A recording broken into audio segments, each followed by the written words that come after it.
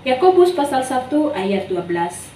Berbahagialah orang yang bertahan dalam pencobaan, sebab apabila ia sudah tahan uji, ia akan menerima mahkota kehidupan yang dijanjikan Allah kepada barang siapa yang mengasihi Dia. Selamat pagi, Ibu Bapak Saudara yang terkasih di dalam Tuhan. Saya selama masa PPKM dan juga masa sebelumnya di masa pandemi ini lebih banyak berada di rumah. Saya sering sekali melihat tayangan-tayangan orang yang sedang menjual sesuatu secara online. Jadi mereka live di Facebook dan menawarkan produk-produk barang-barang yang hendak mereka jual. Yang menarik adalah ketika saya melihat tayangan orang yang sedang menjual tas. Salah satu hal yang dilakukan oleh para seller online tas tersebut adalah membakar tas yang mereka sedang tunjukkan atau tawarkan. Seller itu memegang korek api, lalu kemudian dia mengatakan bahwa bahannya ini tahan oleh api, dan bahan yang tahan api itu menunjukkan kualitas yang baik dari tas tersebut. Dan ia kemudian menyalakan korek apinya dan kemudian mendekatkannya, membakar tas tersebut, dan tas itu betul tidak terbakar. Saya tidak tahu apakah itu sebuah trik, tapi saya pikir itu bukan trik. Itu memang menunjukkan bahwa tas tersebut, kualitas bahannya itu memang kualitas yang baik sehingga tahan oleh api.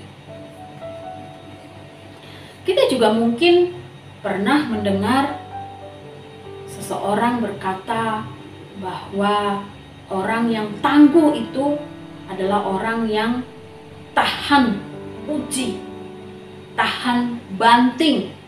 Mungkin produk rumah tangga yang bagus juga adalah tahan banting. Jadi ketika banting, ketika jatuh, produk atau barang tersebut tetap utuh, sempurna. Hidup manusia juga begitu.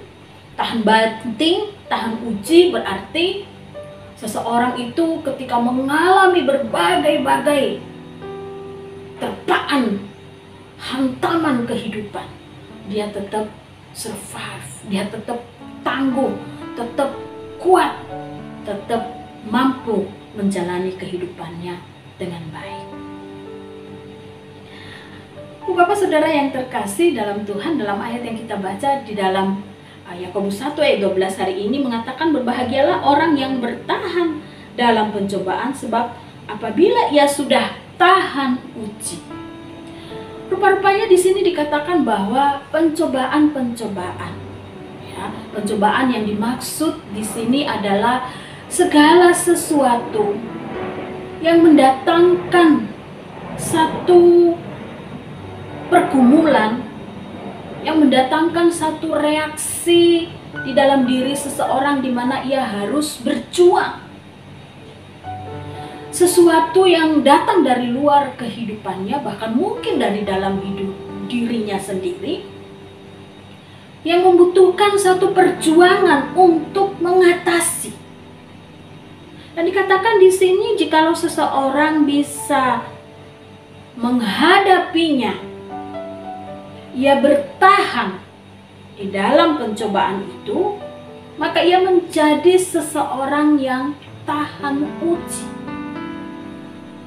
Dan seseorang yang tahan uji itu akan menerima mahkota kehidupan yang dijanjikan Allah kepada barang siapa yang mengasihi Dia. Itu berarti tantangan, pergumulan kehidupan ini adalah tantangan pergumulan yang menguji.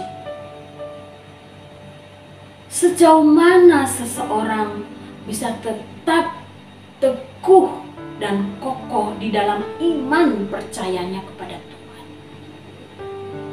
Apakah ketika ada kesulitan dalam hidupnya, ketika ada tekanan yang menekan kehidupannya, apakah ia goyah?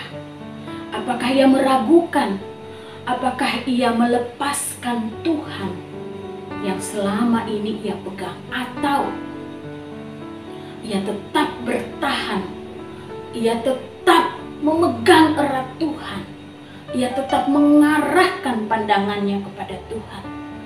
Dan akhirnya ketika tantangan pergumulan hidup itu lewat, berlalu, ia menjadi seseorang yang disebut sebagai tahan uji. Bapak Ibu Saudara, menarik bahwa kata berbahagialah di dalam ayat 12 ini, di dalam terjemahan Alkitab bahasa Inggris versi NIV, dikatakan bukan berbahagia tetapi diberkatilah, terberkatilah. Nah, menarik ya. Diberkatilah orang yang bisa bertahan menghadapi berbagai-bagai kesulitan, tantangan, pergumulan kehidupan, baik itu yang datang dari luar maupun yang datang dari dalam. Karena itu menunjukkan kualitas kehidupan, kualitas pengikut Tuhan yang sesungguhnya, yang membuat Tuhan berkenan dan memberikan reward, anugerah, mahkota kehidupan bagi mereka yang tahan uji tersebut.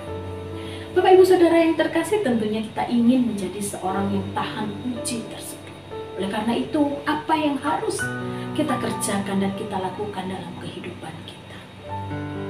Bapak Ibu, bukan menganggap sepele segala tantangan dan pergumulan kehidupan, bukan. Tetapi justru kita mengiyakan bahwa ada tantangan, ada pergumulan, ada kesulitan hidup yang harus kita hadapi. Tetapi kita menghadapinya tidak sendiri. Kita menghadapinya bersama dengan Tuhan. Kita semakin mengeratkan pegangan kita kepada Tuhan. Kita semakin fokus mengarahkan pandangan kita kepada Tuhan. Dan kita semakin merendahkan diri kita di hadapan Tuhan. Memohon Tuhan menguatkan dan memampukan kita.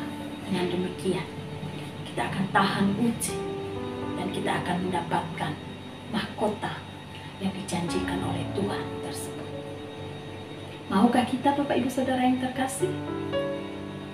Amin. Tuhan memberkati kita. Mari kita berdoa.